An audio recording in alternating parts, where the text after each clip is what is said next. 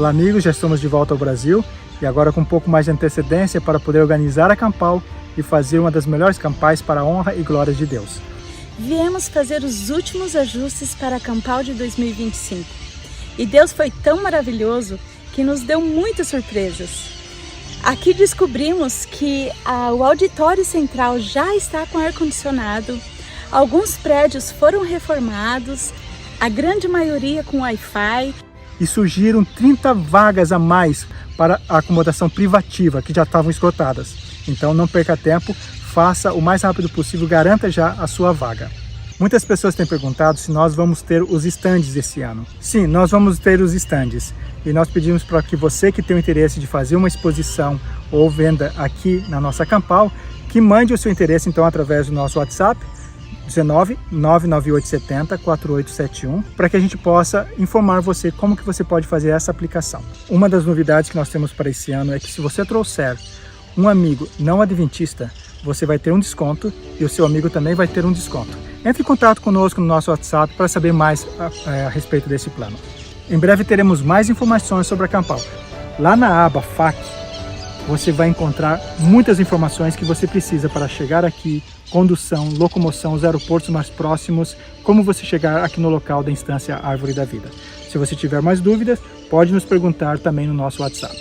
Nos ajude a divulgar essa Campal. Ela será uma bênção e você não vai se arrepender. 17 a 21 de abril de 2025, aqui na instância Árvore da Vida. Então, não deixe para depois. Faça já a sua inscrição. Você não pode perder este evento. Que Deus abençoe e nos vemos em breve.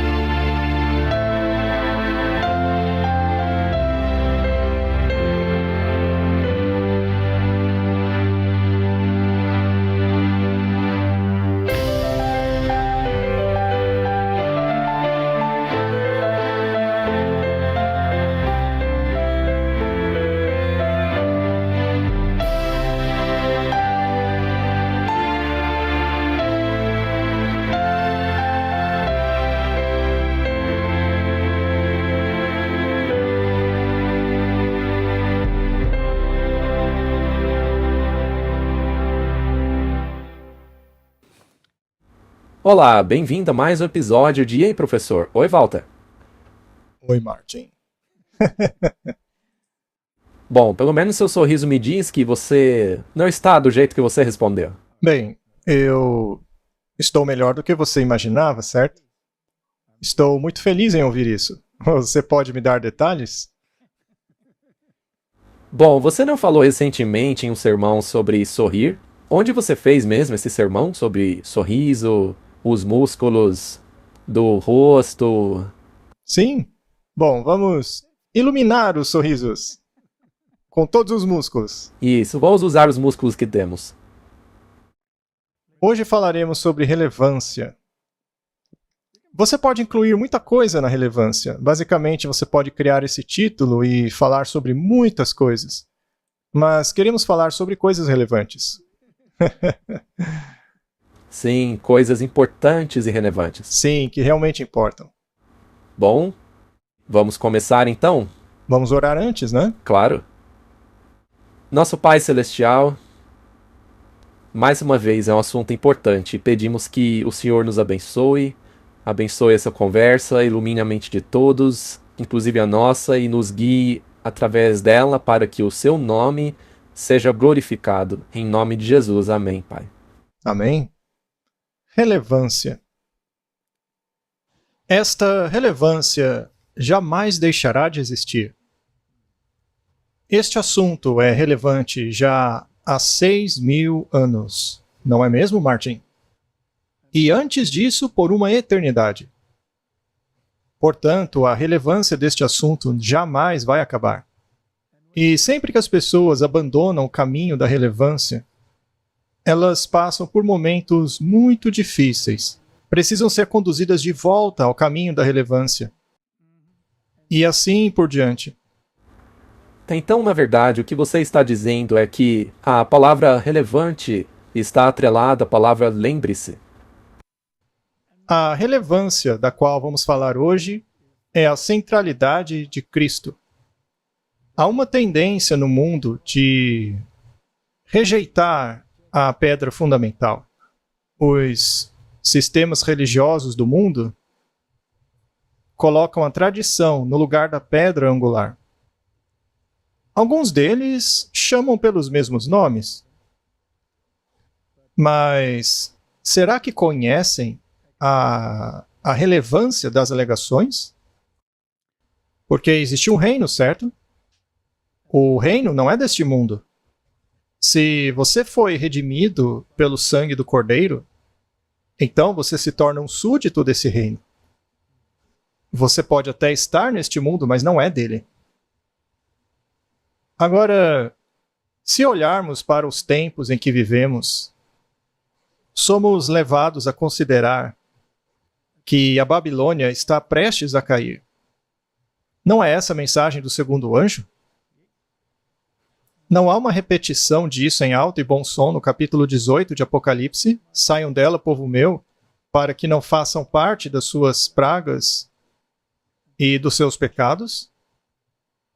Bem, Martin, houve uma época em que o rei Belsazar estava dando uma festa e seu reino naquela noite estava prestes a cair. Ele estava prestes a morrer. E uma mão apareceu e escreveu na parede. Ele não tinha a mínima ideia do que se tratava aquilo. Ele sabia que era ameaçador e seus joelhos bateram um contra o outro, mas ele não sabia o significado daquilo. Eu receio, Martin, que a esmagadora maioria das pessoas hoje não tem a menor ideia do que significava aquele escrito na parede. Então, por que aquilo foi escrito? Qual foi o ato final da apostasia dele? O rei ordenou que trouxessem os cálices. De Deus. Sim, os cálices de Deus, do templo. E colocou neles vinho comum. Martin, você não pode servir vinho comum nas taças do Senhor. Não. Será que há algum lugar na Bíblia que fala sobre o vinho da Babilônia? Sim. Em Apocalipse. Os reis não bebem desse cálice e ficam bêbados? Isso é Apocalipse, 100%. E o que é que eles estão bebendo? É o vinho da falsa doutrina. E seria possível que cristãos bebessem do vinho desse cálice da falsa doutrina, ao mesmo tempo em que afirmam ter o cálice do Senhor? Você acha isso possível? Bem, a Bíblia disse que isso aconteceria. É o que está escrito lá. Agora, por que essas pessoas não sabem o que está escrito na parede? Tiveram que chamar alguém para interpretar aquilo? Um profeta. Um profeta.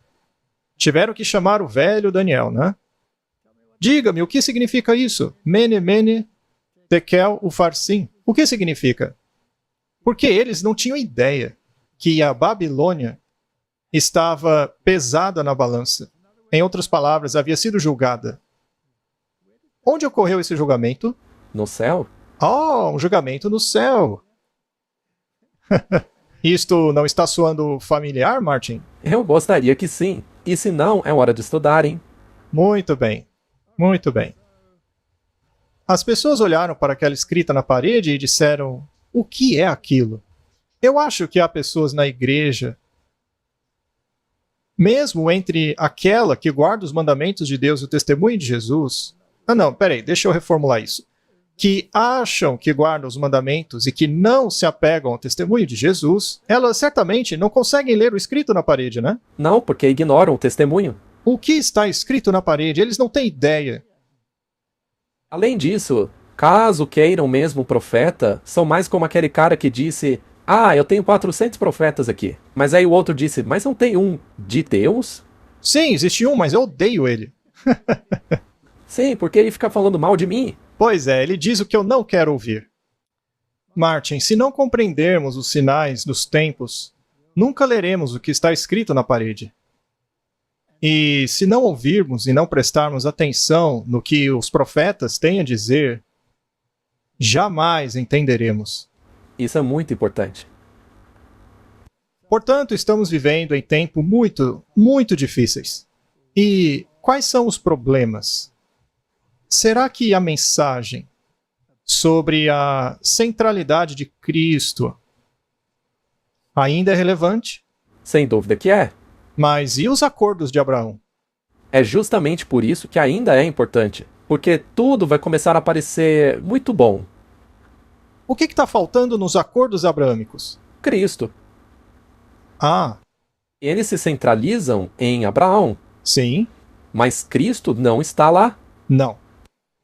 Um dos três diz que está lá, mas fez uma aliança com outros dois que não têm a Cristo. Duas das partes negam completamente a Cristo e a sua expiação. E veja, os cristãos, que são justamente aqueles que deveriam estar alinhados com a centralidade de Cristo, até o momento o colocaram de lado. Jesus não está com eles. Muito bem. Posso te fazer outra pergunta? Quantos problemas o mundo está enfrentando atualmente? Ha! Será que são muitos, Martin? Olha, na verdade, não são tantos assim, porque hoje eles têm um salvador, acharam para eles um pacificador. Sim, dizem que ele é um pacificador. Mas por que então os reis do mundo estão tendo reuniões secretas, tentando descobrir por que eles não foram convidados para a mesa? Há tantos problemas que é impossível resolver. Mas, Martin, não dá para concentrar-se em apenas um e fazer desse problema a missão da sua vida?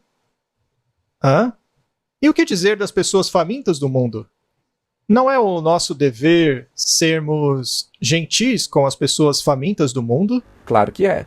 Sim, nós fazemos o que podemos. Ok. Mas, indo mais além, não apenas os famintos, mas todos os moradores de rua do mundo? E quanto àqueles que não são moradores de rua, mas são pobres?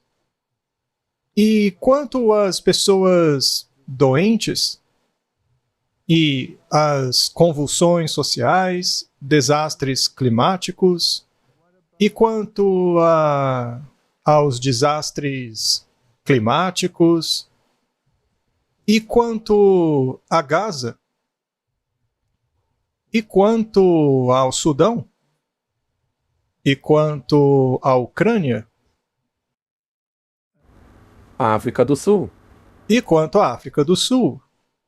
Sim, nós aqui temos a questão do racismo.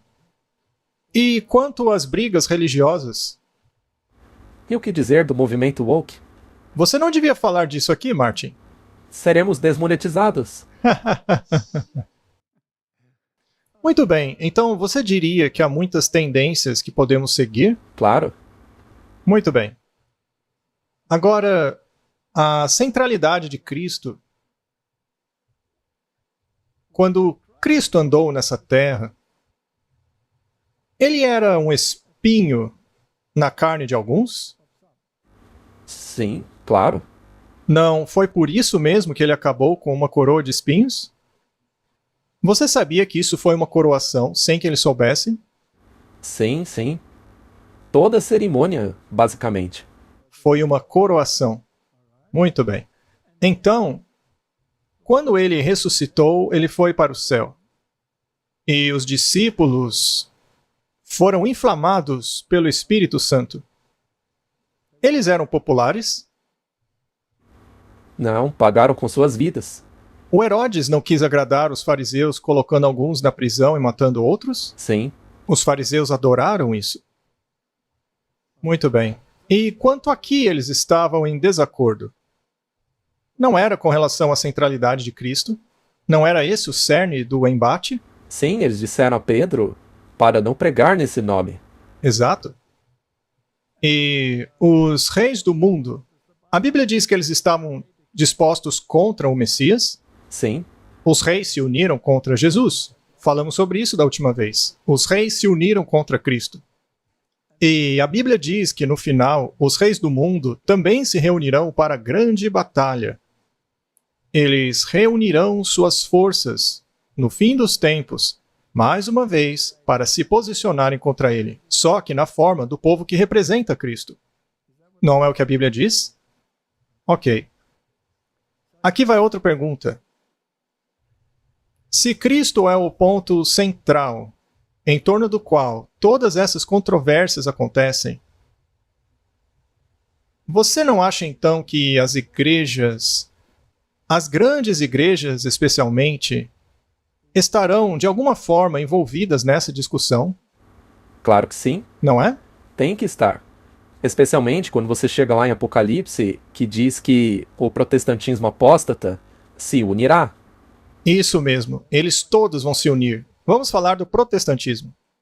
Quando Cristo foi removido, sutilmente, para que ninguém percebesse, e um pontificado terreno foi colocado em seu lugar, para que as pessoas olhassem para esse pontificado em busca de orientação, ao invés da palavra de Deus, isso se tornou um ponto de discórdia? Sim, Esse não era um dos bordões da Reforma Protestante? Sola Christus? Somente Cristo e Cristo somente? Muito bem. E não era um ponto de discórdia o fato dele estar vivo?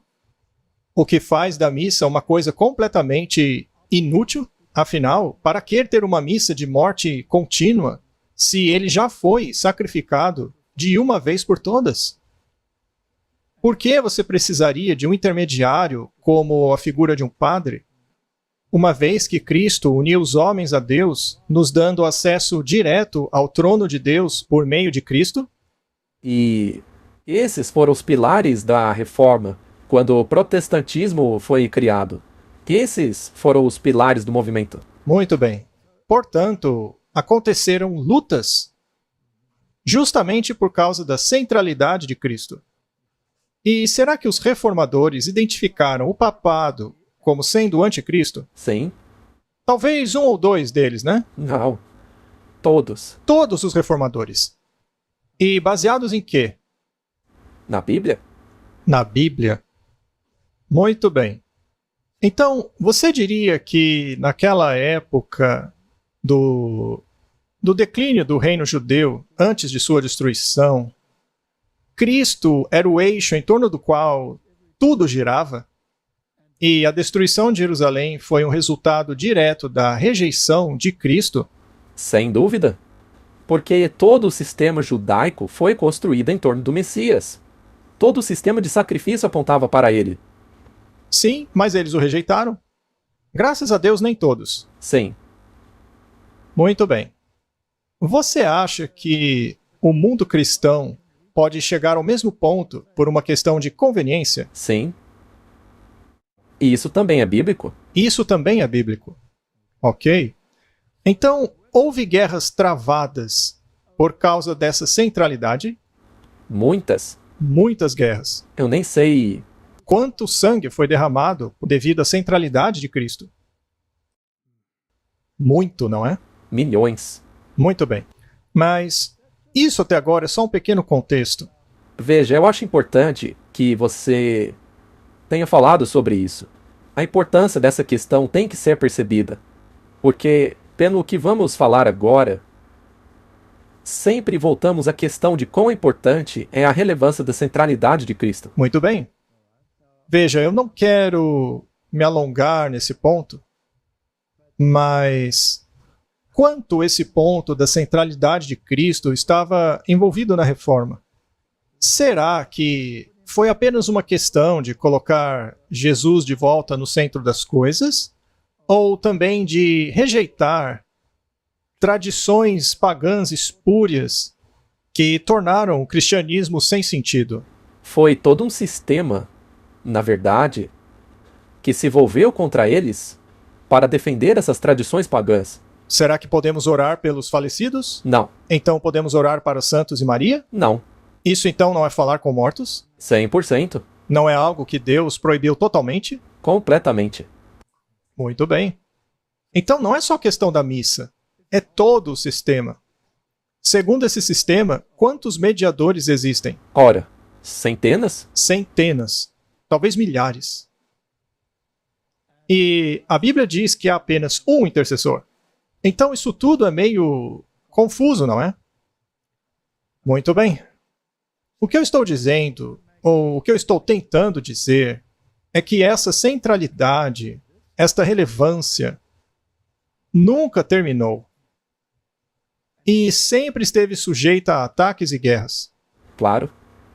Agora, quando os reformadores tinham claramente definido quem era o anticristo e por quê, e não somente por causa das doutrinas, mas pelas claras diretrizes proféticas da Bíblia. Claras.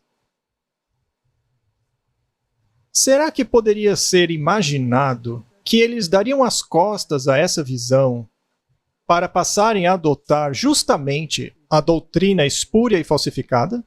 Não daria para imaginar. Ninguém achava que isso ia acontecer. E o que dizer do preterismo e futurismo dessas doutrinas jesuítas? Foram inventadas para a Contra-Reforma. Elas não fazem nenhum sentido bíblico. Na verdade, elas são baseadas em nada além de desinformação.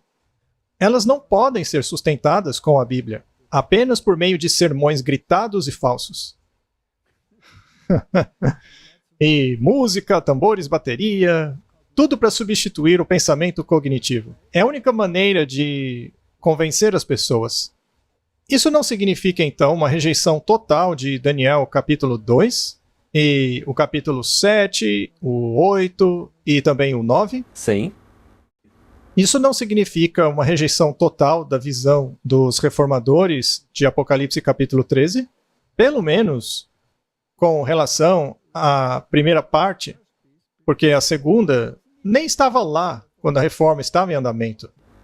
E quando ela faz isso, significa que o anticristo, na verdade, pode mudar. Pode se tornar uma coisa ou outra pessoa. Pode variar. Por outro lado, a Bíblia diz claramente que o anticristo, o homem do pecado, em outras palavras, o homem que está por trás da transgressão da lei de Deus, vamos deixar isso bem claro, porque pecado é transgressão da lei, de acordo com 1 João capítulo 3, certo? Então, o homem do pecado é o homem que está por trás da transgressão da lei de Deus. E a transgressão ou alteração autoritária da lei de Deus é uma afronta à autoridade de Deus. Essa é a questão que discutimos da última vez. Muito bem. Agora, se você quiser fazer parte de um grupo ecumênico, você não teria que abandonar a profecia? Bom, vamos apenas deixar claro o que significa isso. O que significa embarcar numa onda ecumênica? Certo. Se você disser que aquilo que eu defini como inimigo de Deus, por causa da mudança da lei e a mudança dos tempos e todas as outras características envolvidas, como a negação da Bíblia nesse processo, se você disser que tudo isso, pelo bem da paz, deve ser jogado na lata de lixo, a fim de se alinhar e aceitar aquilo que as outras organizações ensinam, bem, nesse caso, você está fazendo parte de um movimento ecumênico. E fazer isso é negar a profecia. Ou seja, você tem que jogar fora a verdade para se alinhar com todos os outros. Deixa eu te fazer uma pergunta. O Papa é um rei? Sim. Ele é um rei, porque ele é coroado. E os seus cardeais são príncipes? Sim. Se você jura lealdade ao Papa, você não está negando a relevância da centralidade de Cristo? Claro. Porque se você se tornou parte do reino de Deus, quem passa a ser o seu legislador? Cristo. Quem é o seu redentor? Quem perdoa os seus pecados? Só Deus? Quem carregou os seus pecados? Só Jesus fez isso. Mas quem carrega seus pecados no catolicismo? Você mesmo? Nós temos que pagar. Temos que pagar por eles. Então, uma vez que o catolicismo nega a expiação, eles removeram a relevância de Cristo. Então, essa é a questão. Sim, porque Bom, se você quer entrar nessa onda ecumênica, você tem que negar algumas dessas coisas para se dar bem com eles, para o bem comum. E se a escrita aparecer na parede e você negar o profeta? Bem, Neste caso, você estará andando como um cego, sem bengala, sem um cão-guia, sim, você estará perdido. totalmente perdido. Agora, Martin, seria possível que as pessoas, mesmo dentro de nossa igreja, possam ter ideias assim? Sim, infelizmente. Será que temos organizações inteiras que sugerem ideias assim? Sim, Vamos dar uma olhada então em algumas dessas coisas que estão saindo para que possamos discutir os tempos em que vivemos. Veja, vou deixar bem claro. Eu não estou aqui para atacar nenhuma organização ou um indivíduo. Eu estou atacando uma teologia, perfeito. ok? Nós sempre dizemos isso. Nosso foco é a questão, não pessoas. Nós raramente citamos nomes aqui. E a razão para isso, e deixamos sempre claro, é que quando você coloca um nome envolvido em uma teologia errada, você tende a pensar que o problema é aquela pessoa. Você perde o foco do problema em si. Mas ele é apenas um que pratica aquilo. Sempre tem outro. Por isso nós atacamos o problema. E qualquer um que acabe se encaixando ao problema, automaticamente é culpado. Faz parte do problema. Veja, eu não estou defendendo de maneira alguma que estas organizações sejam removidas ou fechadas. Não. Eu acho que elas servem um propósito importante. Porque uma organização como a Adventist Today, por exemplo, é uma organização muito útil, na minha opinião. Porque se você quer saber no que não acreditar, a Adventist Today é uma ótima fonte. Você concorda, Martin? Sim. Será que eu estou sendo muito duro aqui na minha posição? Veja, se nós olharmos para o material que eles mesmos publicam, ou mesmo as pessoas que os patrocinam, especialmente contra o nosso ministério, então eu acho que você não está sendo duro. E veja, não estou falando do ministério deles, estou falando da teologia que eles defendem. Veja, isso saiu em agosto de 2024. Foi no meio do ano passado. É relativamente recente e retrata o pensamento deles. A pergunta que eles fazem é: seriam os adventistas anticatólicos intolerantes? Ele poderia ter deixado essa última palavra de fora. O que ele está tentando sugerir aí é que qualquer um que seja anticatólico é intolerante. Eles estão tentando implantar um pensamento aí. Uma ideia. Agora veja, eu não sou anticatólico.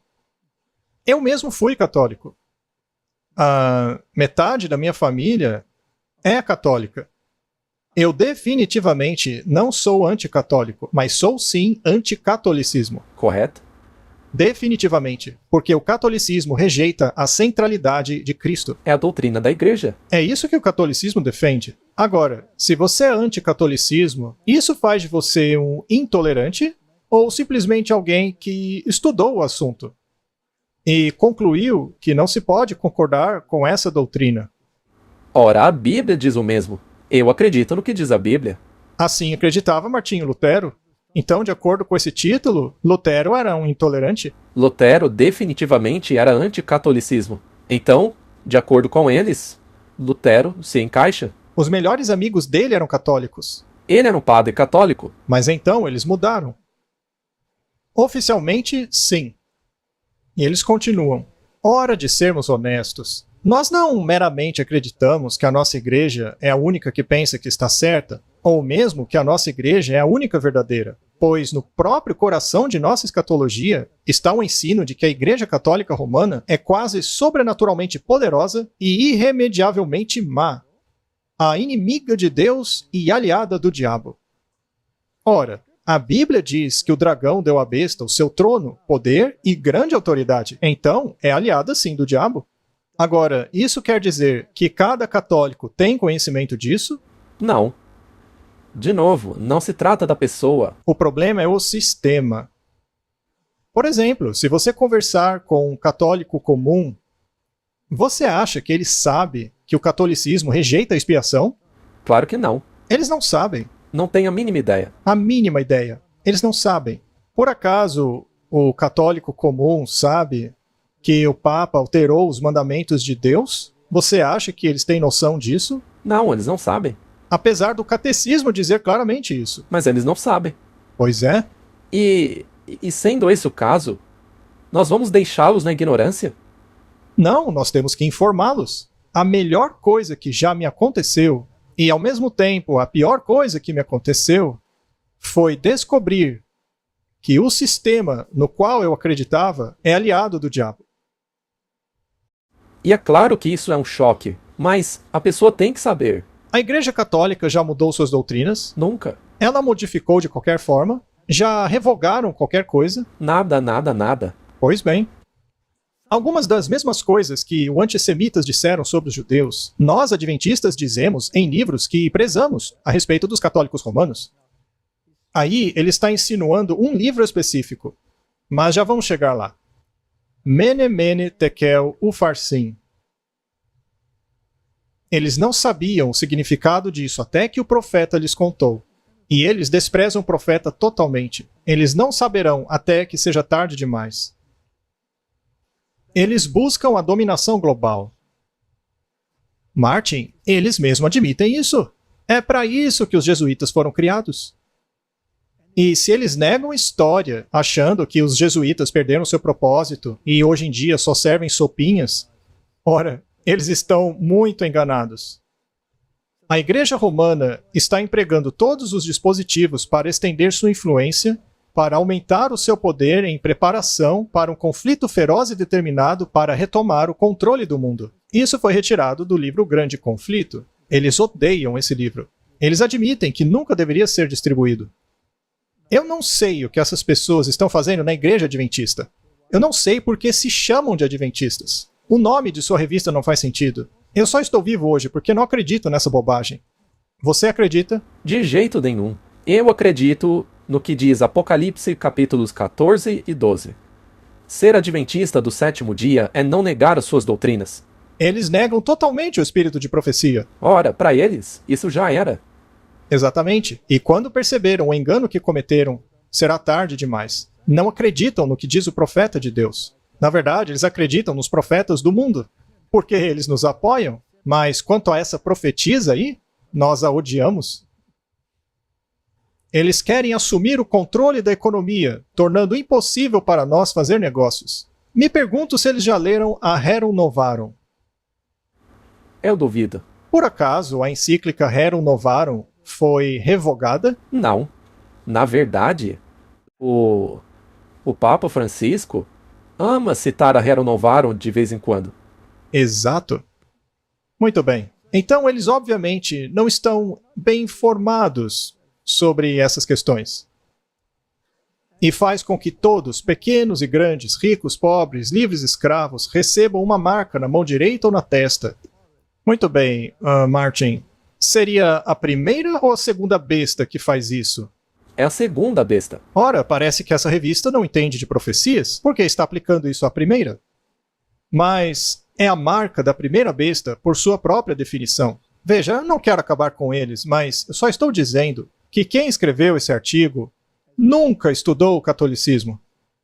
Nunca. Não tem ideia do que o catolicismo ensina ou o que defende. Muito bem, vamos continuar. Os adventistas dizem que o papado está em conluio com Satanás. Eles têm uma mente. Haverá um vínculo universal de união, uma grande harmonia, confederação de forças de Satanás. Os reis do mundo se alinharão a essa besta. Eles darão seu poder a esse sistema. Ou seja, eles apoiarão a sua autoridade. É isso que diz a Bíblia. E se essa autoridade se manifesta em um indivíduo que representa isso, que está à frente de uma organização, um indivíduo que se diz infalível e que rejeita os mandamentos de Deus, ora, isso não anula a autoridade de Deus? Completamente. Isso remove a relevância e a centralidade de Jesus Cristo? Sem dúvida. E não a transfere para o homem? Em vão me adoram, ensinando doutrinas que são mandamentos de homens. Isso é um versículo da Bíblia. Muito bem. Continuando. Assim se manifesta o mesmo poder arbitrário e opressivo contra a liberdade religiosa, a liberdade de adorar a Deus de acordo com os ditames da consciência, como foi manifestado pelo papado durante o passado. Ele perseguiu aqueles que ousaram se recusar a conformar-se com os ritos religiosos e cerimônias do romanismo. E, mais uma vez, isto é uma citação baseada em Apocalipse 17. Veja, eles estão querendo dizer que a liberdade religiosa é algo do papado, que ele é a favor da liberdade religiosa. Isso não é impressionante? Afinal, o Papa não defende que a liberdade religiosa tem que estar em harmonia com o bem comum? É isso mesmo. Se uma pessoa não está em harmonia com o bem comum, ela não pode ter liberdade. Ela não tem esse direito. Ora, então eles não são a favor da liberdade religiosa, mas da intolerância religiosa. É verdade. Está claro como o sol. Veja, se você diz a uma pessoa que ela é livre só para fazer o que você quer, e apenas quando eu te disser que deve fazer. Você só tem liberdade para fazer exatamente o que eu quero. Sim, isso mesmo. Diga de novo, Martin. Eles dizem que somos livres apenas para fazer o que eles querem. Exatamente. Do contrário, eu te jogo na cadeia. Mas é claro que eles não põem a mão na massa. Eles vão fazer igual na Idade Média, vão deixar que os governos façam isso por eles. Esta é uma situação muito perigosa. O artigo continua. Eles têm cerimônias belas e complexas que manipulam as pessoas. Veja, Martin, que eles estão exibindo citações do livro Grande Conflito. Eles estão fazendo isso na intenção de mostrar que as pessoas que acreditam nesse livro são intolerantes. É isso mesmo. A pompa e cerimônia do culto católico tem um poder sedutor e encantador, pelo qual muitos são enganados. Eles passam a olhar para a Igreja Romana como o próprio portão do céu. O indivíduo que escreveu isso gosta de afirmar que a mulher que escreveu este livro aí, O Grande Conflito, não tinha a mínima ideia de como seria o papado moderno. Bom, deixa eu dizer uma coisa para ele. Eu estive no Vaticano há pouco tempo. Eu fiquei ali de pé, em frente a um pilar. Quando aquela música e aquele coral começaram a tocar, aquele som circulando ali naquele ambiente, havia um padre visitante ali, parado não muito longe de mim, que levantou as mãos e disse: "Esse é o reino de Deus!" E ele lentamente começou a desmaiar devido ao êxtase do momento. Eu vi isso com os meus próprios olhos, mas a revista diz que não é assim. Eu gostaria que ele visitasse o Vaticano, para ele ver se o que Ellen White escreveu em O Grande Conflito não é verdade. Eu queria perguntar a ele se ele sabe o significado de todo o simbolismo daquele lugar. E se o catolicismo realmente defende aqueles simbolismos, não era melhor escondê-los ao invés de exibi-los em público? Muito bem, vamos continuar. Eles, ou pelo menos o clero deles, são imorais. Ao revelar os pecados de sua vida a um padre, um mortal errante, pecador e muitas vezes corrompido pelo vinho e pela licenciosidade, seu padrão de caráter é rebaixado e ele é contaminado em consequência. Obviamente, o escritor não concorda com essa afirmação. Será que ele já foi católico? Eu já fui. E quando eu tinha um problema, e tinha que me livrar de algo que estava incomodando minha consciência, fui bater na porta do padre. E ela foi aberta.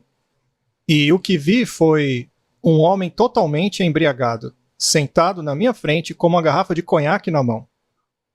É essa pessoa a quem eu deveria confessar os meus pecados para me livrar deles? Eu não creio que o autor desse artigo tenha ideia de nada, mas deixe-me ser justo aqui. Será possível bater na porta de um pastor protestante e encontrá-lo embriagado, segurando uma garrafa de conhaque? Com certeza. Mas ele exige que eu confesse meus pecados a ele para ser salvo? Não. Não. Isso não faz diferença? Faz uma enorme diferença. E é muito importante salientar isso. Porque um sistema exige isso. O outro não exige. O catolicismo chega a dizer que o padre é um alter Christus, sendo ele mais poderoso que Deus, porque ele ordena que Deus desça e torne-se aquela hoste. Veja, não estamos contra um indivíduo. É esse sistema aí. Muito bem. Eles planejam nos perseguir? Ela está empilhando suas estruturas elevadas e maciças nos recessos secretos dos quais suas perseguições anteriores serão repetidas. Grande conflito. Será que o autor do artigo conhece o juramento dos jesuítas? Olha, eu duvido. E se conhecem, acho que não acreditam nele. Pois é. Então, tudo isso aí é irrelevante. O autor deste artigo é Lauren Seibold. Ele é o diretor executivo da Adventist Today. E, em outra parte deste artigo, ele compara isso ao Holocausto e dá exemplos de males em outras instituições, incluindo o protestantismo. Então ele insinua o seguinte, aqui é a opinião dele. Estou envergonhado. Companheiros adventistas, é totalmente embaraçoso continuar nossa campanha contra os católicos romanos, muito menos usar isso em nosso evangelismo, apenas porque uma mulher de 2 séculos atrás, e para quem não entendeu, ele se refere a Ellen White, copiou esses preconceitos de alguém há 150 anos atrás. Martin, o que esse homem está fazendo na nossa igreja? O que ele está fazendo em nossa igreja? Eu não sei. Ele não acredita nas nossas doutrinas. Ele ignora completamente a centralidade de Cristo. Veja a gravidade da falsa acusação que ele fez aí. Eu acho que eu sei bem o que isso aí significa. A parte copiada a que ele fez menção ali, se a pessoa a quem ele está acusando ainda estivesse viva hoje, ele poderia ser processado por difamação. Não vamos processá-lo, porque ele tem antecedentes criminais nos livros do céu. Agora, deixe-me voltar ao ponto aqui. Considere um pastor protestante preso por causa de pedofilia. Agora pegue um padre católico que está preso pela mesma razão. Ambos são igualmente culpados perante a lei. Exatamente. Muito bem. Será que isso afeta em alguma coisa a centralidade de Cristo? Não. E aí está o ponto crucial. Aí está o X da questão. O fato de existir esse problema nos dois sistemas não é justificativa para se rejeitar a doutrina da centralidade de Cristo. Podemos dizer que o mundo protestante hoje é tão mau quanto o mundo católico? Claro que você pode. Pelos indivíduos, sim. Agora, isso justifica eu dizer que as doutrinas de ambos são igualmente más? Não, claro que não. As pessoas não entendem isso. Então, o autor finalmente chega a dizer que isso é intolerância adventista. Ellen White se aproxima muito do antissemitismo. Martin, basta ler a Bíblia e você verá que o Novo Testamento também chega perto do antissemitismo. A Bíblia culpa os judeus pela morte de Cristo, mas o Papa passou o pano dizendo que foram os romanos. Mas quem entregou Jesus aos romanos? Foram os judeus. Muito bem. Existem boas pessoas entre os judeus? Claro. Também há pessoas más? Sim. Existem pessoas más em qualquer raça ou gênero? Seja lá qual for? Claro que sim. Mas isso muda em alguma coisa a centralidade de Cristo? Não. Nós mesmos não fazemos coisas más às vezes? Você acha que sim, mas eu? Ai, ai. Muito bem. Ele viu o povo da aliança espalhado em todas as terras, como destroços em uma praia deserta. Está citando o desejado de todas as nações. Apesar das manchetes se concentrarem no problema dos padres pedófilos na Igreja Católica Romana, a maioria das igrejas americanas sendo atingidas por alegações de abuso sexual infantil são protestantes. Martin, será que esse é o cerne da questão? Não. Esse tipo de raciocínio é uma distração. Exatamente.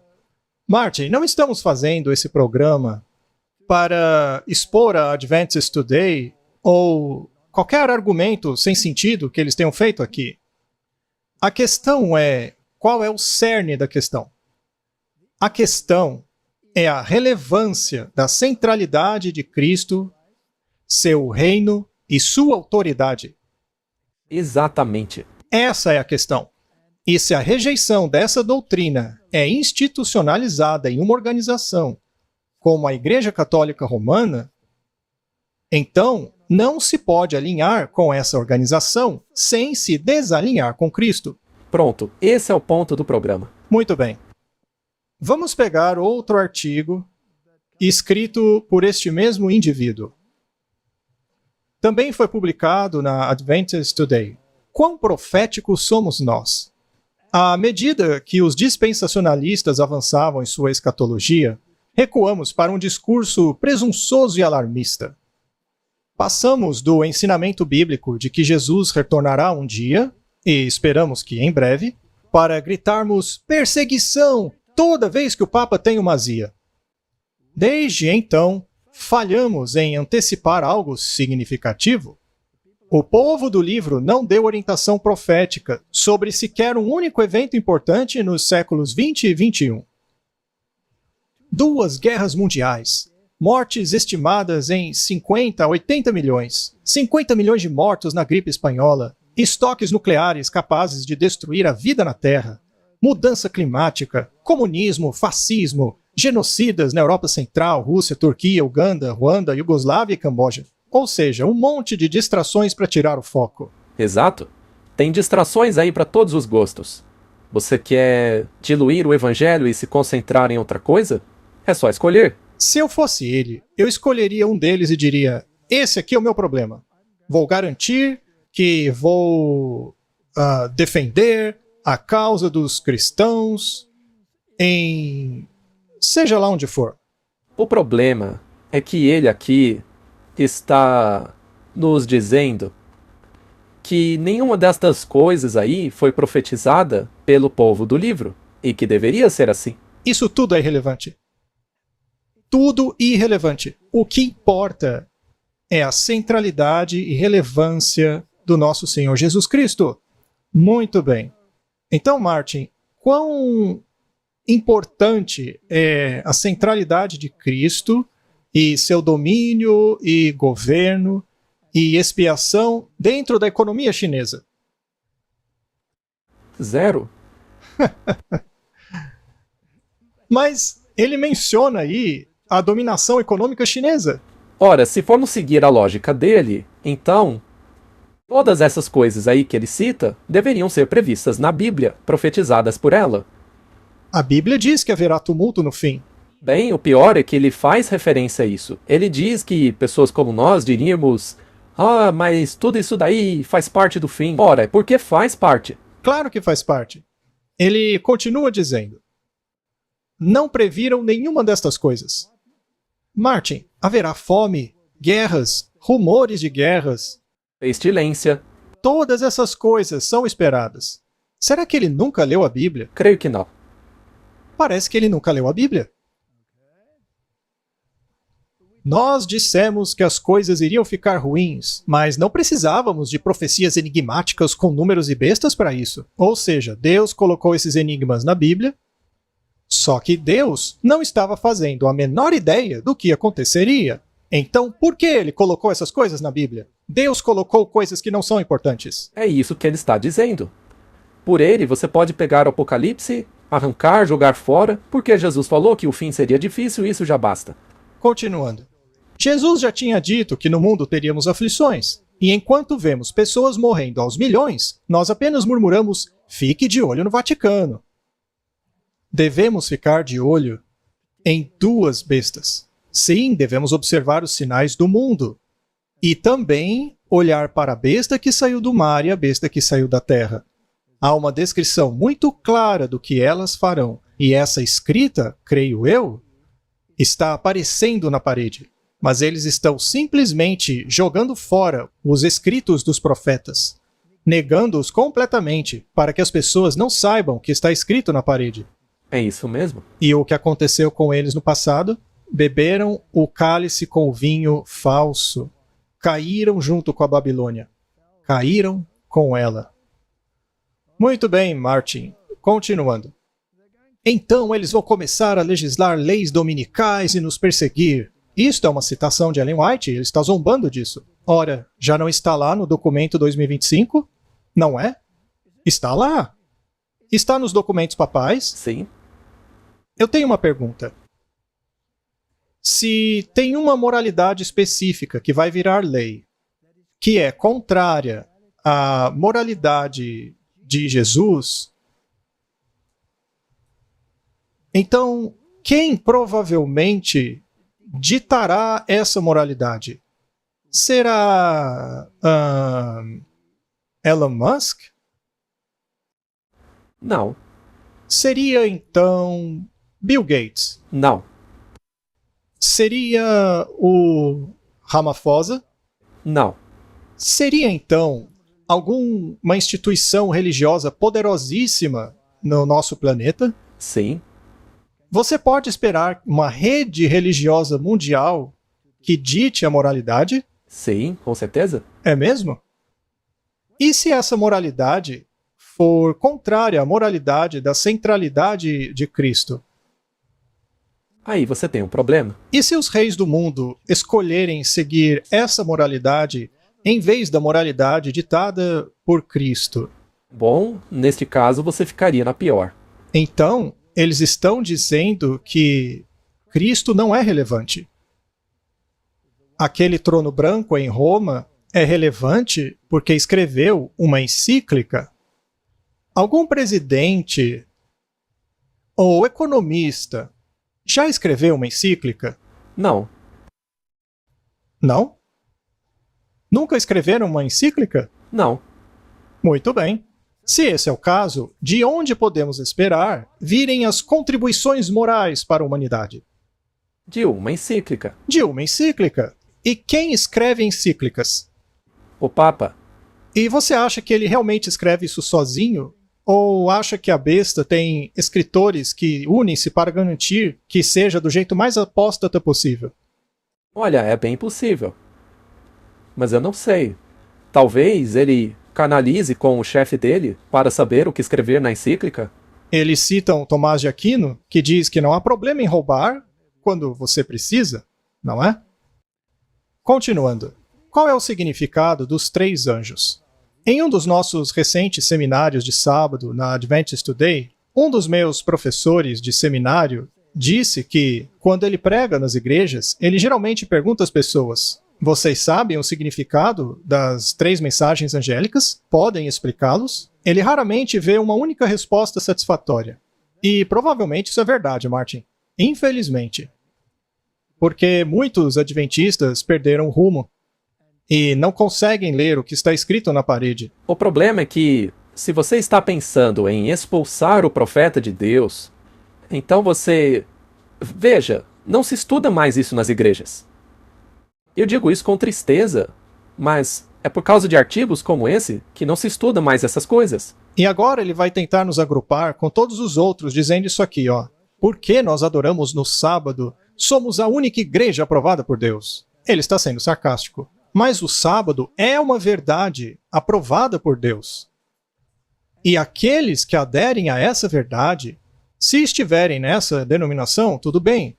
Mas há muitos nesta denominação que não aderem à verdade nela contida. Como esse homem aí, por exemplo, que obviamente rejeitou tudo que a gente acredita. Mas isto não torna a questão relevante. O ponto é que o sábado, por exemplo, não é uma ordem de Cristo? Sim. É o dia dele. E o Papa tem outro dia, não tem? Sim. Que ele mudou por sua autoridade, né? Não é o catolicismo que diz que o domingo é a marca de sua autoridade? Sim. Sendo assim, é uma marca da autoridade do Papa acima da centralidade de Cristo. Essa é a questão. Mas ele não entende isso. É por isso que as pessoas vivem dizendo: ah, mas eu posso ser santo em qualquer dia da semana. Pois é. Mas Jesus, lá em Gênesis, separou o 7º dia. Então quem sou eu para negar o que Jesus estabeleceu? Exato. Martin, por acaso Jesus foi um defensor da verdade? Ora, claro que sim. Claro que sim. Mas ele foi popular? Não. Então, quando ele pregou a verdade contrária às máximas da humanidade, ele foi perseguido? Sim. Ele continua dizendo que os adventistas dizem o seguinte: temos que nos separar deles e não ter nada que ver com suas expressões de fé. Na verdade, eles irão em breve nos perseguir, porque nós sabemos o que é certo e eles estão errados. Martin, eu diria que somente aqueles que reconhecem que não podem ter nada a ver com eles, porque as doutrinas deles negam a relevância de Cristo, somente esses serão perseguidos. Provavelmente ele não vai ser, porque está totalmente alinhado com o pensamento de fora. Não será qualquer adventista que será perseguido, somente aqueles que ficarem bem firmes. Exato. Você vai ter que insistir muito. Isso se quiser ser perseguido. Não é que você tem que ser firme quando começar a ser perseguido. Não, você tem que ficar firme para ser perseguido. Exato, para que você seja perseguido. Vamos colocar assim. Os reformadores foram perseguidos por se recusarem a aceitar a missa? Sim. Eles rejeitaram a doutrina da transubstanciação. Muito bem. Mas, Martin, você aceitaria a doutrina da transubstanciação se te forçassem? Por Deus, eu espero que não. Muito bem. Então, você não quer aceitar a transubstanciação? E se te forçassem a dizer que Cristo nunca carregou seus pecados, você tem que pagá-los no purgatório? Você estaria pronto para se levantar e dizer, ainda que caiam os céus, não aceito essa doutrina? Com a ajuda de Deus, sim. Porque se eu aceitar essa doutrina, eu terei negado a centralidade da expiação de Cristo. Não é isso mesmo? E o que dizer do sábado? Mesma coisa? Mesma coisa. Então, qual é o problema? Será que o que importa é esse monte de coisa que ele colocou aqui? Ou o que importa é a centralidade de Cristo e sua autoridade, não importando o assunto? É uma questão de princípio. É sobre a relevância de Cristo. E até onde você iria para defendê-lo. Exatamente. Muito bem, Martin. Então, vamos caminhar para os eventos da atualidade. Veja, temos aqui um discurso feito por Donald Trump. Vamos ouvir o que ele tem a dizer. E veja, não é para condenar, é para informar. Vamos ouvir o que Trump tem a dizer. Não vamos tolerar nenhum ataque à fé da juíza Barrett. A intolerância anticatólica não tem lugar nos Estados Unidos da América. A intolerância predomina no Partido Democrata. Temos que fazer algo imediatamente. A direita tem que vencer. E vai ser uma vitória grande. Certo, Martin. Do ponto de vista mundano, se você não tivesse conhecimento prévio do assunto e da guerra em torno da centralidade de Cristo, você concordaria com o discurso dele? Sim, claro, porque faz sentido. É lógico, não pode ter preconceito anticatólico, isso é intolerância. O autor da Adventist Today não usou essa mesma palavra? Sim, igualzinho. Parece que ele está em harmonia com o que o presidente está dizendo. Ou seja, eles estão em sintonia. Sim, Eu até consigo entender a certo ponto. eu também. Eu consigo entender se você tiver zero conhecimento do que diz a Bíblia, ou do que disseram os reformadores, ou do que diz a profecia. Aí sim. Se eu não souber a verdade, aí eu entendo essa mentalidade. E a mentalidade que nós agora estamos defendendo será chamada de intolerância. Sim. É exatamente isso. Mas é aí que isso entra, então. Tudo bem. E se as escrituras estiverem corretas? E se as profecias estiverem certas? E se os reformadores estavam corretos? E se o espírito de profecia estiver correto? E se o X da questão for a autoridade de Cristo? Nesse caso, o discurso dele é baseado em desinformação. Em que se baseia, afinal? Doutrina social. Puramente questões sociais. A Igreja Católica cuida de doentes dentro dos seus hospitais. Sim. A Igreja Católica tem cozinhas comunitárias. Os jesuítas não administram essas organizações. Sim. Eles não têm universidades. Muitas? Eles promovem uma certa ideologia nessas universidades. Sim. O próprio Trump não esteve sujeito a essa ideologia. Os filhos dele não estão sujeitos a ela. O gabinete todo dele não está sujeito a essa ideologia. Sim. Todo mundo. A equipe dele. Estão todos trabalhando no governo dele nesta fase. O mundo está em um clima ecumênico. Sim. O protestantismo foi deixado de lado. Sem dúvida. Os protestantes não fizeram paz com Roma. Com certeza. A mão se estendeu através do abismo. Muito bem. Então, Martin, e no meio disso tudo, quem foi deixado de lado? A centralidade de Cristo. A centralidade de Cristo foi deixada de lado. Agora, se pudéssemos sentar e explicar isso a ele utilizando a Bíblia, e somente a Bíblia, um estudo detalhado de Daniel, capítulo 7, Apocalipse 13, 14 e 17, além de toda a história que acompanha esses capítulos, olhando para as sociedades secretas, o poder que elas exercem, seu impulso ecumênico, qualquer impulso de ecumenismo acaba com a centralidade de Cristo, porque é a autoridade dele que é negada em prol da autoridade humana. Essa é a questão. E é difícil de as pessoas verem isso, porque elas dizem, vocês se acham melhor que os outros. Veja, se alguém diz que o Papa é o anticristo porque na igreja dele existe pedofilia, eu concordo que esse não é o argumento certo. Ou então o argumento de que existem transgêneros na igreja católica. Existem bêbados lá dentro. Há estupradores nessa igreja. A questão não é essa. Sim, e todas têm esses problemas. Mas não são essas coisas que tornam alguém anticristo. Não são essas coisas que determinam quem é o anticristo. Mesmo porque, como você acabou de dizer, esses problemas existem em organizações protestantes, em qualquer religião, qualquer sociedade secreta e até mesmo dentro da professa Igreja de Deus. Isso mesmo. Então, esse não é o ponto. Qual é o ponto? Se você focar nessas coisas, você pode perder o foco do que importa. Exatamente. Aí você vai começar a escrever artigos como esse. Veja, não há uma missão para as pessoas que conhecem a verdade? Certo, as religiões querem se unir e querem ter uma figura de autoridade.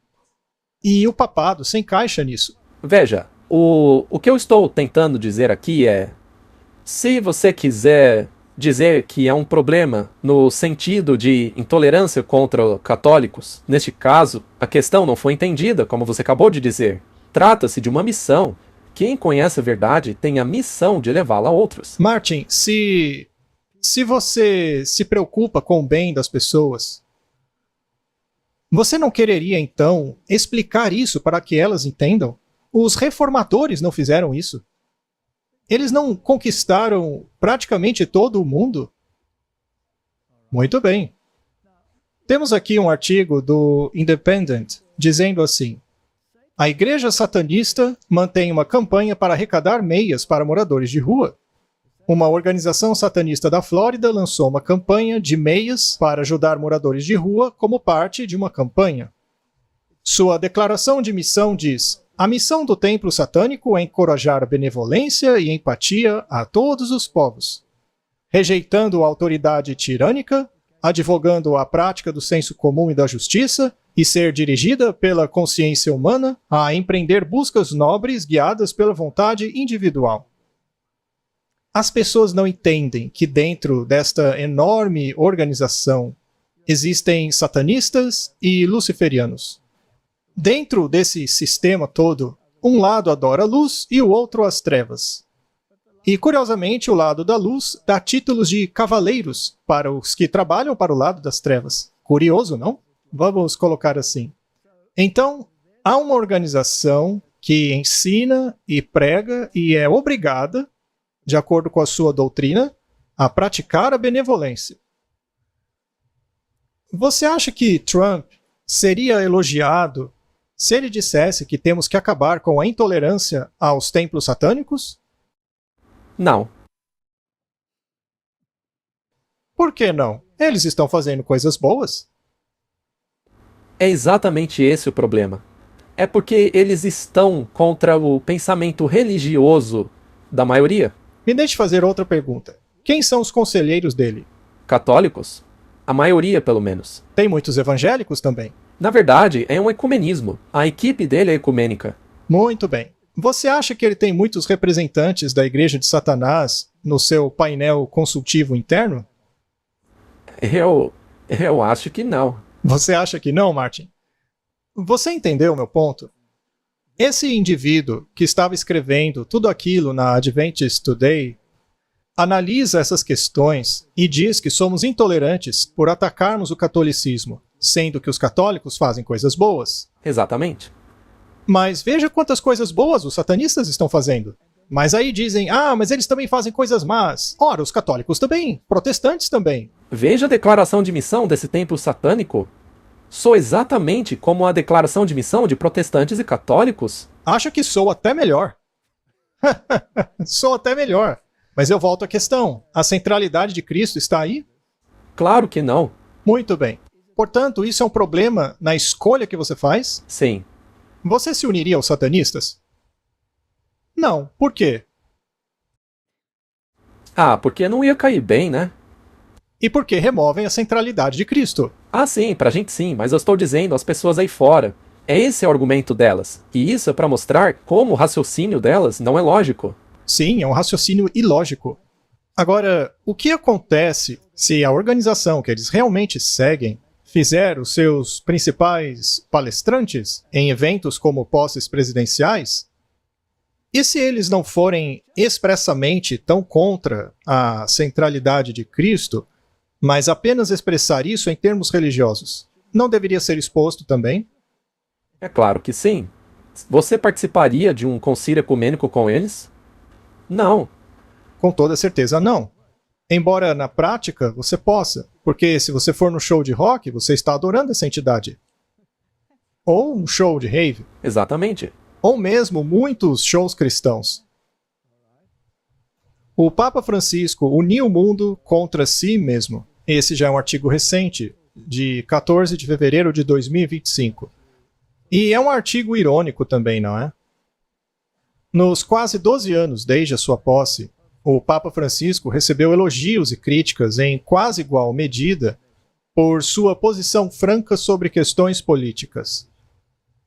Na intervenção mais recente de Francisco no mundo da política, o Papa enviou uma carta aos bispos americanos na terça-feira condenando o programa de deportação em massa do presidente dos Estados Unidos, Donald Trump. É uma questão social ou religiosa? Social. Programa de deportação em massa do presidente dos Estados Unidos, Donald Trump. O que é construído com base na força e não na verdade, sobre a igual dignidade de cada ser humano, começa mal e terminará mal, diz a carta do Papa Francisco. O czar da fronteira de Trump, Tom Homan, que é católico, disse a Francisco que ele deveria se ater à Igreja Católica e consertar isso e deixar a fiscalização da fronteira conosco. Apoiadores do presidente fizeram críticas semelhantes nas mídias sociais. Parece, Martin, que o pêndulo se moveu para a direita. E alguns dos pensamentos de esquerda do Papa Francisco não são mais populares hoje, certo? Muito bem. E se, em algum evento futuro, acabasse chegando aí um outro Papa? Essa ideia irritaria alguns figurões, porque eles acreditam que esse é o último Papa, né? Bom, eu não acredito necessariamente nisso. Não seria interessante se houvesse uma voz conservadora surgindo dentro da Igreja Católica? Isso realmente se encaixaria com o contexto atual. Um dos indivíduos que Donald Trump acaba de nomear como seu representante em Hollywood é um católico muito conservador, que também se opôs às doutrinas de Francisco. Então, essa ideologia conservadora está surgindo bem forte. Sabe o que é interessante? Mesmo que ele seja tão liberal e faça todas essas coisas, sempre que confrontado com isso, ele ainda volta para o lado conservador. É interessante, né?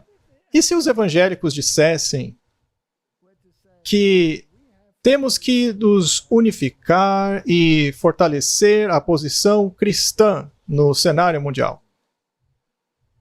Bom, isso significa elevar uma religião acima das outras em seu ambiente. E uma das maneiras de fazer isso seria instituir a guarda do domingo novamente, para que as pessoas possam ir à igreja e refletir sobre questões espirituais, passar tempo com a família, etc. Você acha que o papado, de acordo com as suas encíclicas e dogmas, apoiaria essa visão? Claro que sim. Definitivamente. Ok. Como isso afetaria a centralidade de Cristo e sua lei? Bem, vai parecer que é em prol disso, mas que na verdade joga Cristo completamente fora de cena. E coloca no lugar a autoridade romana? Muito bem. Agora vamos ouvir o que o homem tinha a dizer sobre o Papa Francisco. O Papa disse palavras duras para mim. Mas eu sou católico de longa data, fui batizado católico, fiz primeira comunhão como católico. Ora, o Papa deveria focar em consertar a Igreja Católica e deixar que o conserte a fronteira dos Estados Unidos. Ele quer nos atacar para proteger nossa fronteira? Ora, ele tem um muro ao redor do Vaticano, não tem? Ele tem um muro ao redor de si para se proteger. Então por que não podemos ter um muro ao redor dos Estados Unidos? Ele devia se preocupar em consertar a Igreja Católica e deixar a fronteira do nosso país conosco. Pergunta, Martin. Ele é contra a opinião do Papa com relação a essa questão? Ou ele é um anticatólico? Ele é contra a opinião do Papa neste assunto. Aham. Afinal, quantas vezes ele não disse ser um católico fervoroso? Correto? Então ele não é contra o catolicismo. Ele está em harmonia com o catolicismo. Então, qualquer voz que surja no catolicismo, sendo doutrinária, não estaria na moda? Eu creio que sim.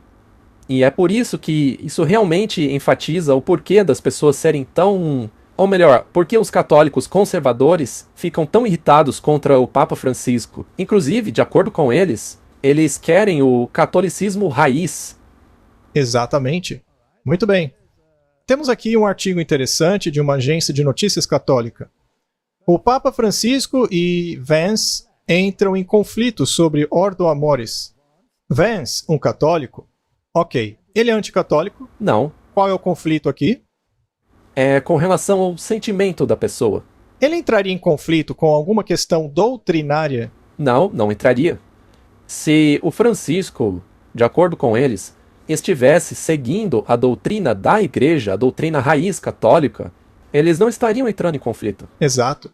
Então, Vance, um católico, em uma entrevista, no final de janeiro, invocou um conceito cristão da velha escola, que ele mais tarde identificou como Ordo Amoris, que, disse ele, ensina que a compaixão de alguém pertence primeiro à família e aos concidadãos, e depois disso ao resto do mundo. É algo que acontece em um avião toda vez que você voa. Quando a máscara de oxigênio cair, por favor, coloque-a primeiro em seu rosto e depois ajude os outros. É lógico? Então, ame sua família, depois o seu próximo e então a sua comunidade. E então você ama o seu co-cidadão de seu próprio país. E então, depois disso, você pode focar e priorizar o resto do mundo, disse Vance. Escrevendo aos bispos dos Estados Unidos sobre o tópico da migração, o Papa escreveu em 10 de fevereiro que um autêntico Estado de Direito é verificado precisamente no tratamento digno de todas as pessoas. Tratamento digno de pessoas em atividades ilegais, como forçar sua entrada ilegal em um país. Bom, a questão é que isso é transgredir a lei do país. Sim, ponto final. Sendo assim, você se torna um transgressor da lei. Isso é chamado crime. É assim que funciona. Simples assim.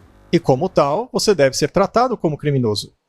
Mas me parece que, não é só nessa questão, mas em muitas outras, a violação de seja o que for, seja assassinato, parece que para ele a lei tem que ser posta de lado e deixar essas pessoas vagando pelas ruas, praticando todo o caos que vemos hoje em dia. Mas esse não é o ponto. A questão é, isso daí é um assunto social ou uma questão religiosa dogmática? Não, isso daí é social. E é por isso que, como vimos no artigo da Adventist Today hoje, isso aí é uma distração para tirar o foco das pessoas da centralidade de Cristo. Isso mesmo. Ou seja, controlar de maneira ordenada e legal a migração, isso é um direito do governo, foi o que o Vance disse. E ele disse ao Papa, você sabe, apesar de toda a simpatia que você tem para essas pessoas pobres, etc., fique aí na sua, tá bom? Trump diz que está ordenando que o procurador-geral ataque o preconceito anticristão com a Força-Tarefa de Liberdade Religiosa. Interessante, hein? Martin, eu vejo a escrita na parede. Porque a Constituição dá direitos iguais a todos os sistemas religiosos, certo? E eles já estão indo na direção de acabar com isso daí. Muito bem. Ele disse aos participantes do café da manhã, de oração, que a sua administração também trabalharia para proteger os cristãos em nossas escolas, em nossas forças armadas, em nosso governo, em nossos locais de trabalho, hospitais, praças públicas, e reunir nosso país como uma nação sob Deus, com liberdade e justiça para todos. Existe um viés cristão aqui? Sim. Mas Trump e seus apoiadores já têm há longo tempo pressionado para o cristianismo, especialmente da linha evangélica e fundamentalista, ocupem lugar privilegiado na sociedade americana. Veja só. Ora, não é isso mesmo que o grande conflito disse que aconteceria? Não é isso que o capítulo 13 de Apocalipse profetizou? Agora, esse lugar de privilégio será dado a qual moralidade? A da Igreja Católica. Exatamente, exato. Agora, vamos analisar essa questão. O presidente Trump está tomando medidas para combater o que ele chama de preconceito anticristão nos Estados Unidos. Durante uma série de eventos em Washington na semana passada, em torno da oração nacional do café da manhã, ele assinou uma ordem executiva estabelecendo uma força-tarefa para eliminar a discriminação anticristã dentro do governo federal. A ordem executiva salienta um aumento no vandalismo contra centros conservadores, igrejas, centros contra o aborto, seguindo a anulação do caso Roe vs. Wade pela Suprema Corte.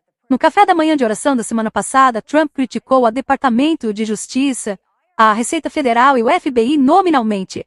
Ele nomeou a Procuradora-Geral Pam Bondi para liderar essa força-tarefa, que identificará políticas e práticas ilegais em agências federais e recomendar novas ações presidenciais ou legislativas.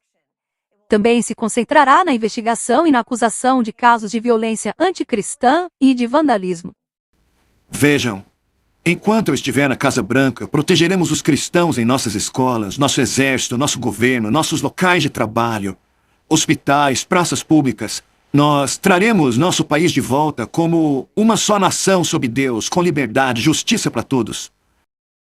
Além disso, Trump está reativando o escritório de fé da Casa Branca para ser liderado pela pastora Paula White, que o aconselhou sobre iniciativas religiosas durante seu primeiro mandato. Um consultor sênior disse à CBN que Trump tem especificamente ordenado que o escritório de fé fosse localizado na ala oeste. A força-tarefa é lançada após Trump conceder perdão a ativistas anti-aborto acusados sob o governo Biden.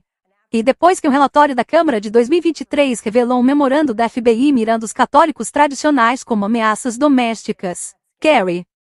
Eu acho que isso tinha que ser feito, porque, infelizmente, temos uma série de evidências de que, sob a administração anterior, muitos cristãos e pessoas de fé estavam literalmente sendo alvos. Sabemos que o escritório do FBI em Richmond, em coordenação com outros escritórios, como o escritório Richmond em Virgínia, em coordenação com outras entidades e todo o FBI, estavam sugerindo que os fiéis católicos romanos conservadores devessem ser vigiados como uma potencial ameaça à segurança interna. Sabemos que o Departamento de Justiça vigiou pais cujo único crime foi comparecer às reuniões do conselho escolar e oporem-se ao ensino da agenda trans para os seus filhos. E aqueles que se opuseram a meninos utilizarem banheiros de meninas acabaram tornando-se alvos de vigilância e possíveis prisões e processos judiciais. Então precisamos ter certeza de que os cristãos não estão sendo perseguidos, que não estão sendo alvos e que a burocracia não está violando seus direitos da primeira emenda. E é por isso que hoje eu estou honrando muitas pessoas, criando uma nova comissão presidencial sobre a liberdade religiosa. Será algo grande. Vai funcionar incansavelmente para defender esse direito fundamental. Uma mulher bem idosa foi presa por rezar aqui na América. Foi presa por rezar. Também estamos acompanhados hoje por uma senhora de 75 anos, Paulette Harlow, que foi condenada a 2 anos de cadeia por rezar do lado de fora de uma clínica, por meio de uma lei obscura que não havia sido usada já há anos. Foi uma estratégia seletiva para mirar nela. Ela também foi torturada pela administração anterior. Martin, é verdade que tem havido um preconceito anticristão, Isso é verdade. correto? Mas essas organizações que estão se formando agora são organizações governamentais? Sim. Esta é uma organização governamental, uma força-tarefa. E será que eles não serão influentes?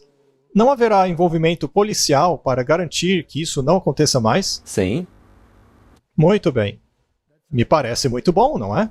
Bem, é a igreja se unindo ao Estado. Ah, é bastante óbvio, não é? Sim. Igreja e Estado se unindo. Será que o Vance, num discurso recente na Europa, repreendeu o Reino Unido, por exemplo, por prender pessoas por rezarem silenciosamente em suas mentes? Sim. Será que eles estão realmente pensando nisso e dizendo: olha, esse homem aí tem razão, né? Será que os Estados Unidos será normativo no mundo em relação a essas questões? Claro, já está acontecendo. Isso não é o escrito na parede? Sim.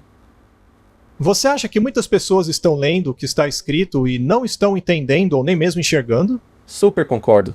Eles estão ansiosos para saber quando que o Trump vai implementar ou colocar uma força-tarefa para isso, para finalmente resolver a questão. Os cristãos finalmente terão seu lugar na sociedade. Muito bem. Deixa eu te perguntar uma coisa bem estranha. O presidente anterior, o Joe Biden, era católico? Sim. E ele era fervoroso? Sim. E no final de sua presidência ele não foi visitar o Papa? Sim. Não é? Pouco antes de deixar o cargo. Muito bem. Isso levantou algumas controvérsias. Alguns bispos disseram: você não deveria receber missa, mas ele foi autorizado a receber, etc, etc. Houve uma confusão em torno disso aí. Mas ele não se tornou maçom bem ali no final? Sim. Ou pelo menos ele não reconheceu que era um? Eu não sei, né? Não sabemos. Mas enfim, o que dizer sobre essa declaração do espírito de profecia? Este terrível quadro desenhado por João para mostrar quão completamente os poderes da terra se entregarão ao mal, deve mostrar àqueles que receberam a verdade quão perigoso é se unir a sociedades secretas ou se juntar de qualquer forma com aqueles que não guardam os mandamentos de Deus. Sociedades secretas. Isso inclui organizações que têm juramentos secretos?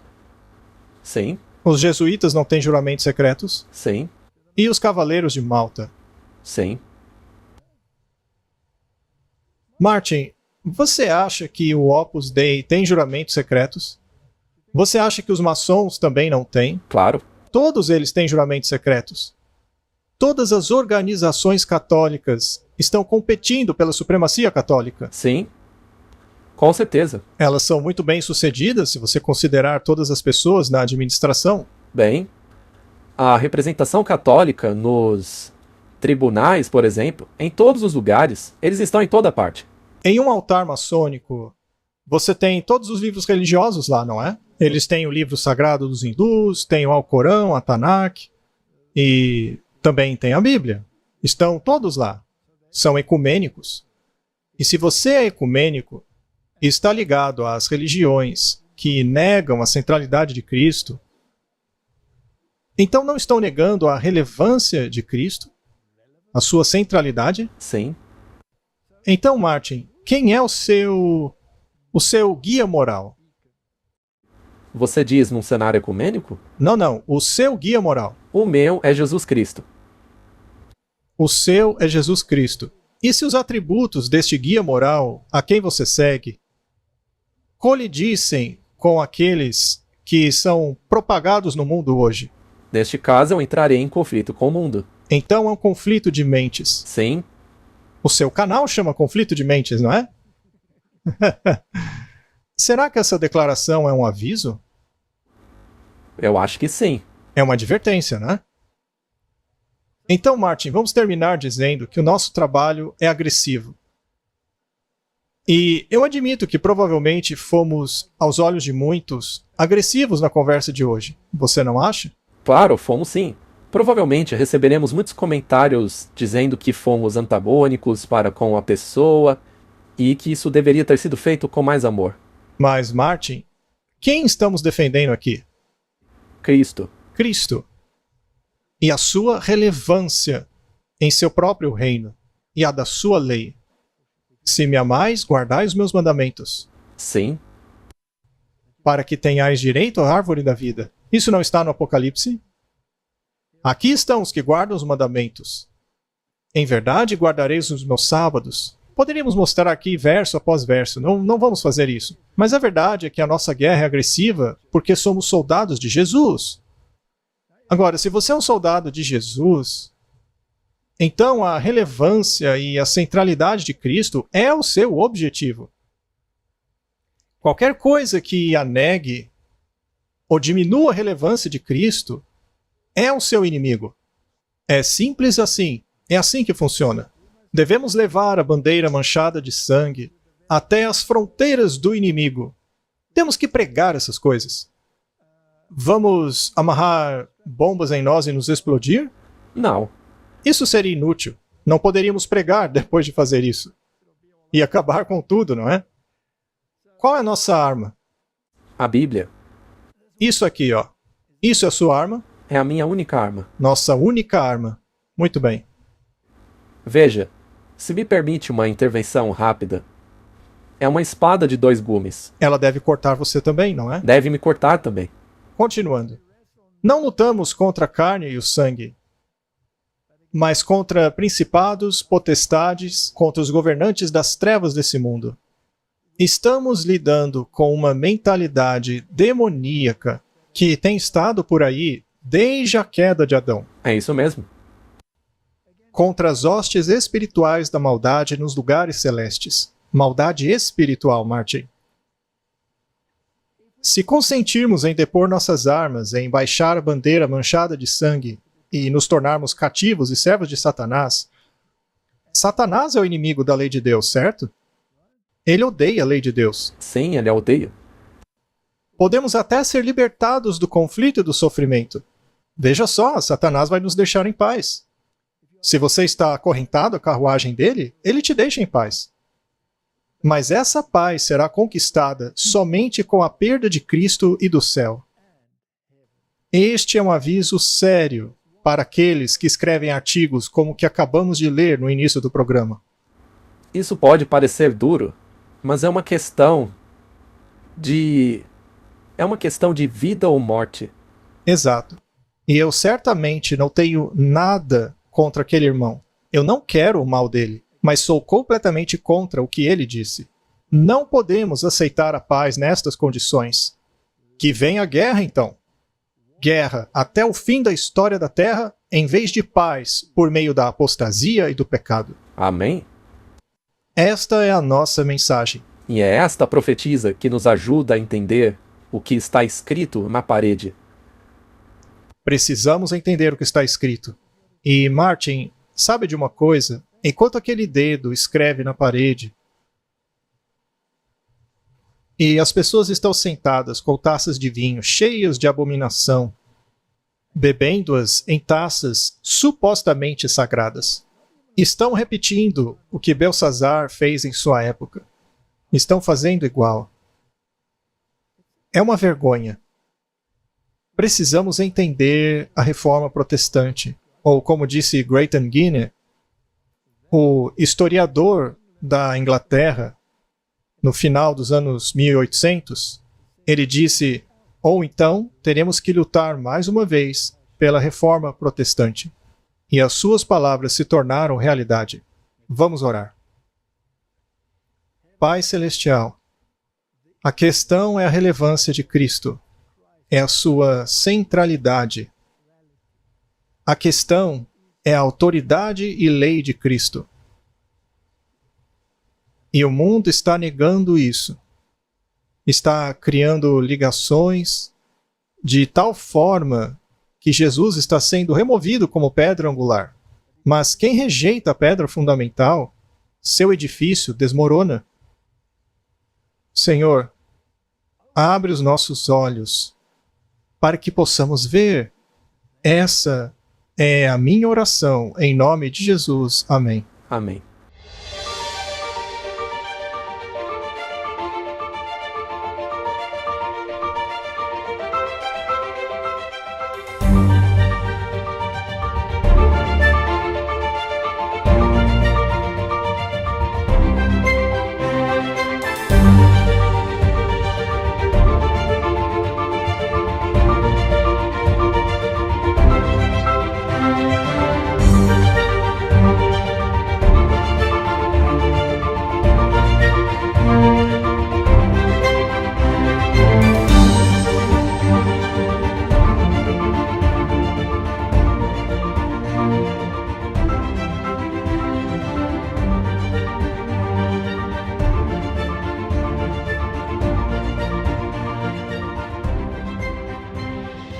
Olá amigos, já estamos de volta ao Brasil e agora com um pouco mais de antecedência para poder organizar a Campal e fazer uma das melhores campais para a honra e glória de Deus.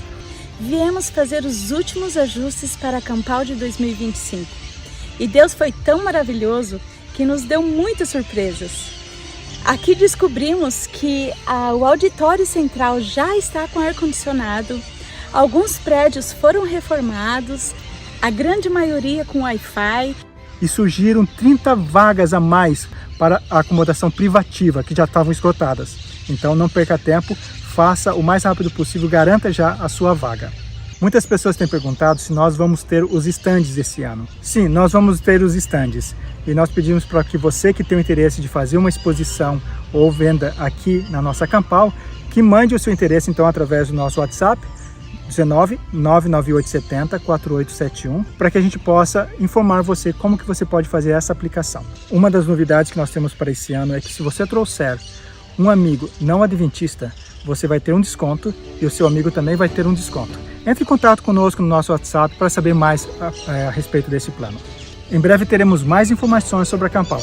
Lá na aba FAQ, você vai encontrar muitas informações que você precisa para chegar aqui, condução, locomoção, os aeroportos mais próximos, como você chegar aqui no local da instância Árvore da Vida. Se você tiver mais dúvidas, pode nos perguntar também no nosso WhatsApp. Nos ajude a divulgar essa Campal. Ela será uma bênção e você não vai se arrepender. 17 a 21 de abril de 2025, aqui na instância Árvore da Vida. Então, não deixe para depois. Faça já a sua inscrição. Você não pode perder este evento. Que Deus abençoe e nos vemos em breve.